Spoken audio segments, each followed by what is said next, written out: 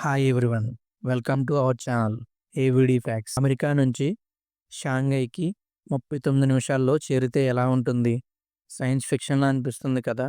కానీ Elon Musk చెప్పింది ఇదే. స్పేస్ ఎక్స్, టెస్లా వంటి అద్భుతమైన కంపెనీల వెనుక ఉన్న విజనరీ పర్సన్ ఎలాన్ మస్క్ ఒక అసాధారణమైన ఐడియా చెప్పాడు. విమానాలు కాదు, భూమి మీదే రాకెట్లు ప్రయోగిస్తే ఎలా ఉంటుంది?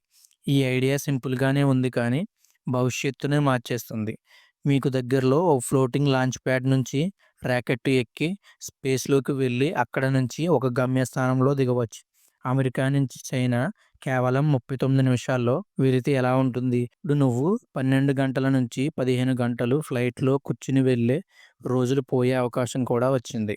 ఇప్పుడు మాత్రం ఒక టీవీ ఎపిసోడ్ కంటే తక్కువ టైంలో విదేశాలలో ల్యాండ్ అవ్వచ్చు. అలాగే దీని వెనక ఎన్నో సవాళ్లు కూడా ఉన్నాయి.